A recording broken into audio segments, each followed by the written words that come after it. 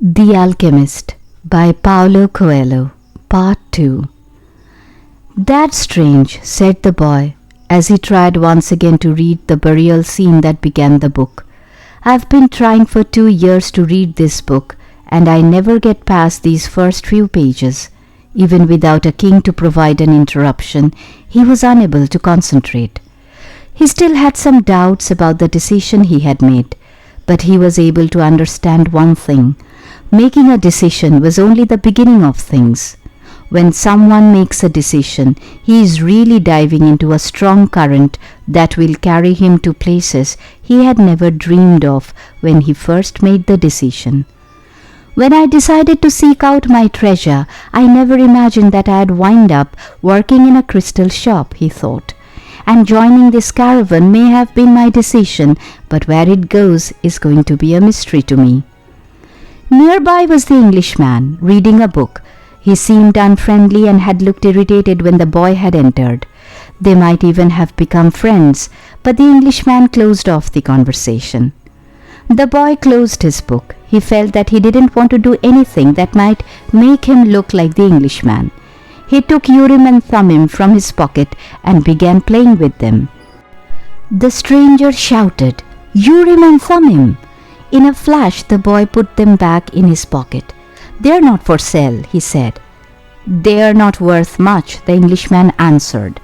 "They are only made of rock crystal, and there are millions of rock crystals in the earth. But those who know about such things would know that those are Urim and Thummim. I didn't know that they had them in this part of the world." "They were given to me as a present by a king," the boy said.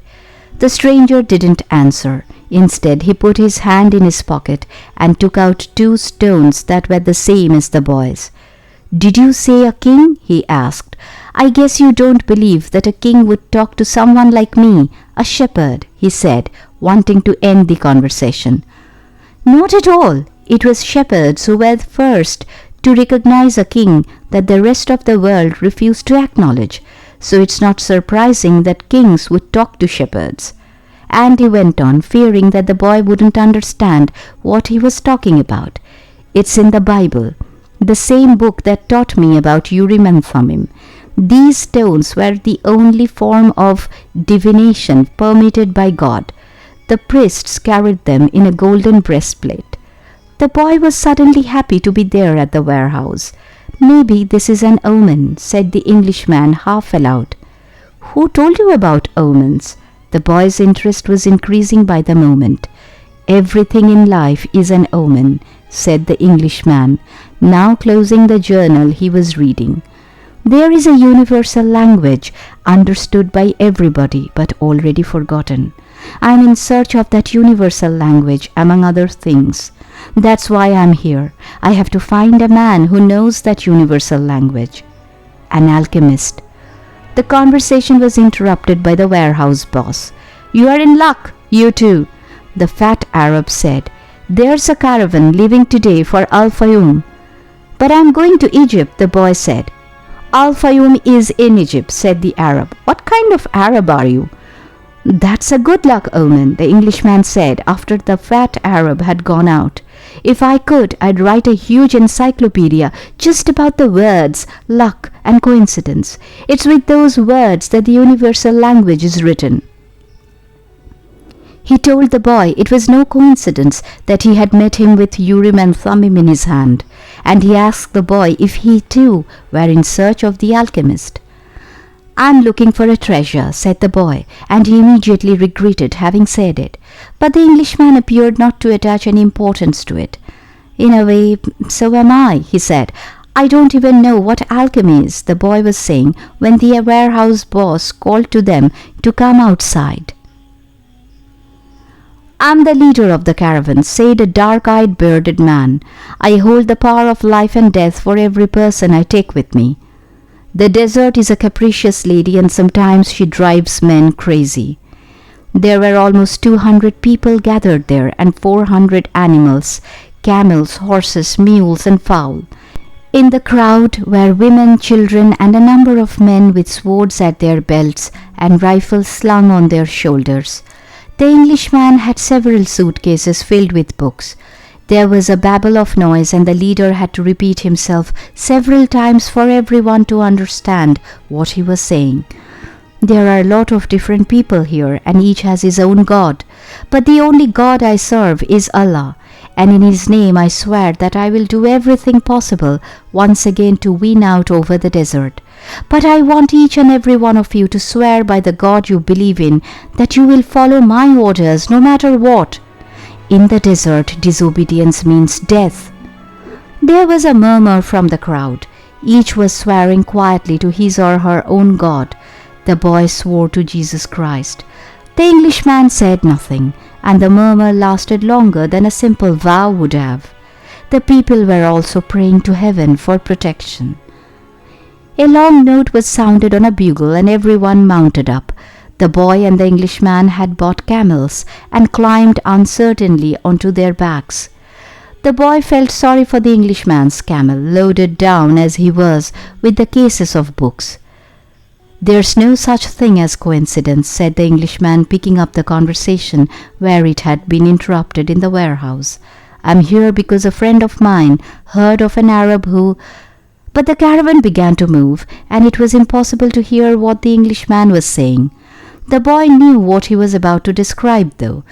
The mysterious chain that links one thing to another, the same chain that had caused him to become a shepherd, that had caused his recurring dream, that had brought him to a city near Africa to find a king and to be robbed in order to meet a crystal merchant, and the closer one gets to realizing his destiny, the more that destiny becomes his true reason for being, thought the boy.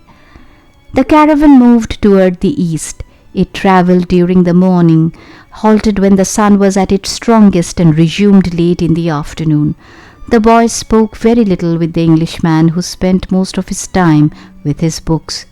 The boy observed in silence the progress of the animals and people across the desert. Now everything was quite different from how it was that day they had set out. Then there had been confusion and shouting, the cries of children and the whining of animals, all mixed with the nervous orders of the guides and the merchants. But in the desert there was only the sound of the eternal wind and of the hoofbeats of the animals. Even the guides spoke very little to one another. "I've crossed these sands many times," said one of the camel drivers one night, "but the desert is so huge and the horizon so distant that they make a person feel small and as if he should remain silent." The boy understood intuitively what he meant, even without ever having set foot in the desert before. Whenever he saw the sea or a fire, he fell silent, impressed by their elemental force. "I've learned things from the ship, and I've learned things from crystal," he thought. "I can learn something from the desert too. It seems old and wise." The wind never stopped, and the boy remembered the day he had sat at the fort in Tarifa with this same wind blowing in his face. It reminded him of the wool from his ship, who were now seeking food and water in the fields of Andalusia, as they always had. "They are not my ship anymore," he said to himself without nostalgia. "They must be used to their new shepherd and have probably already forgotten me. That's good. Creatures like the ship that are used to travelling know about moving on." He thought of the merchant's daughter and was sure that she had probably married, perhaps to a baker or to another shepherd who could read and could tell her exciting stories.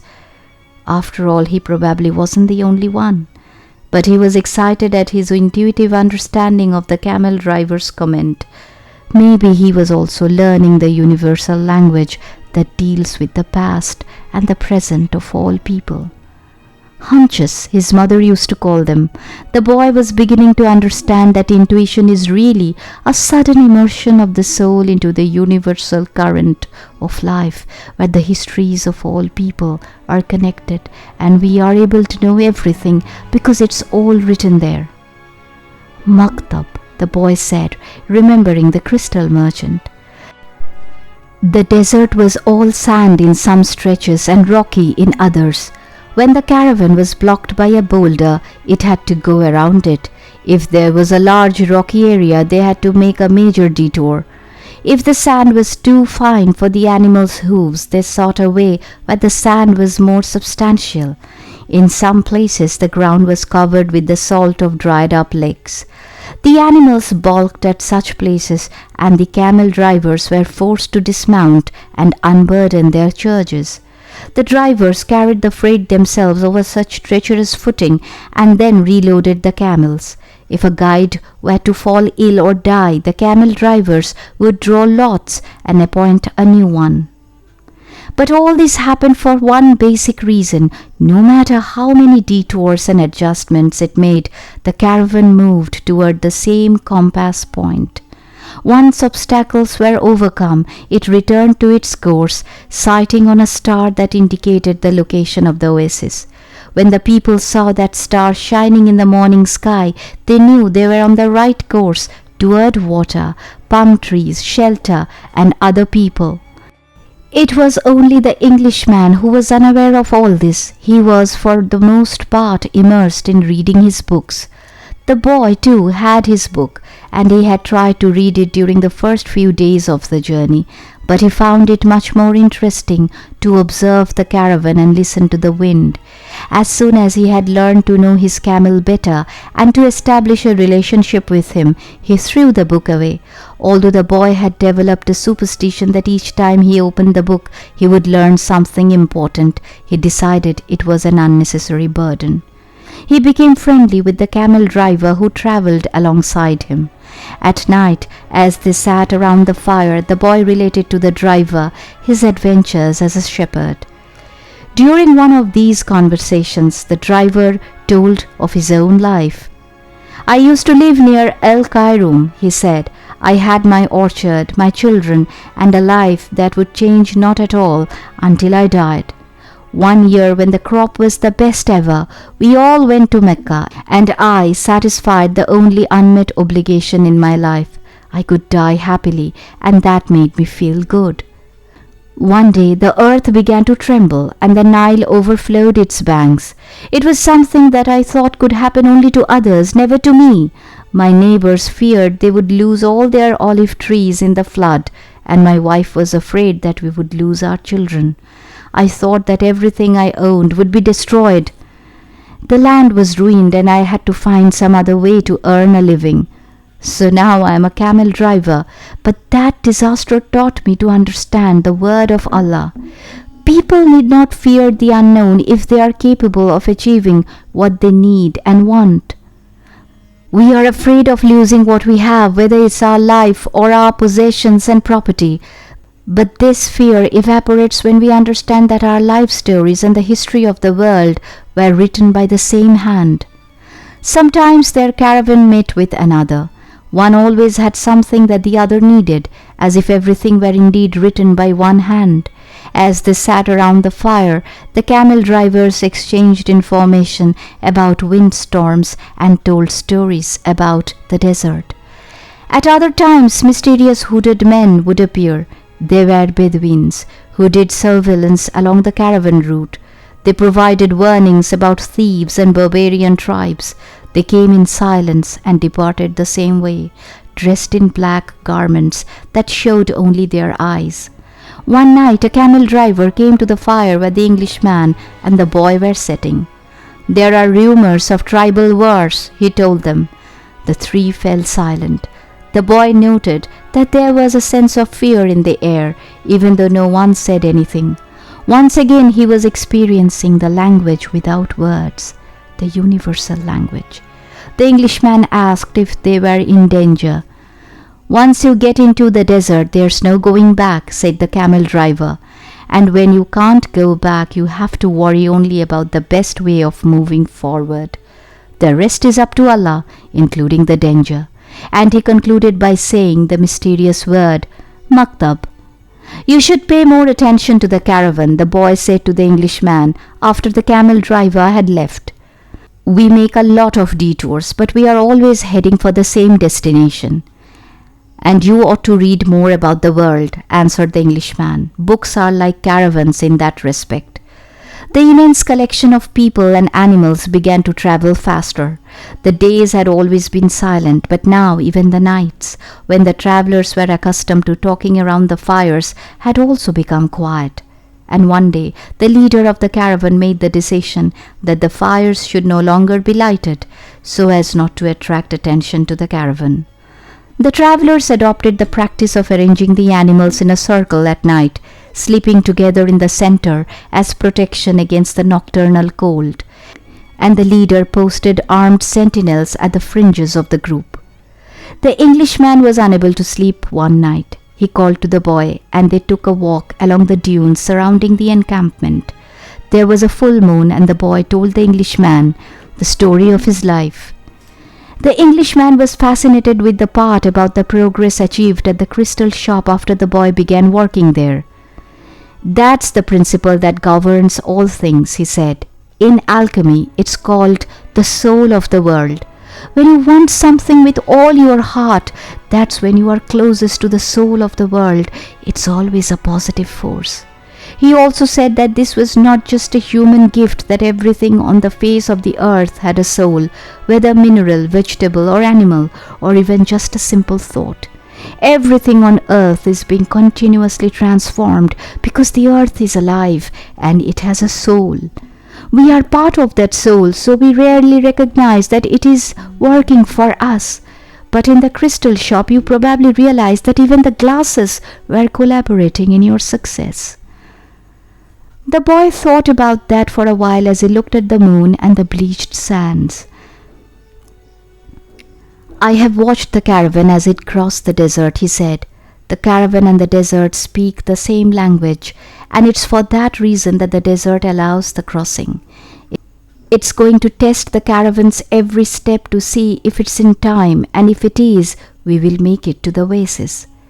If either of us had joined this caravan based only on personal courage, but without understanding that language, this journey would have been much more difficult." They stood there looking at the moon. "That's the magic of omens," said the boy. "I've seen how the guides read the signs of the desert and how the soul of the caravan speaks to the soul of the desert." The Englishman said, "I'd better pay more attention to the caravan." "And I'd better read your books," said the boy.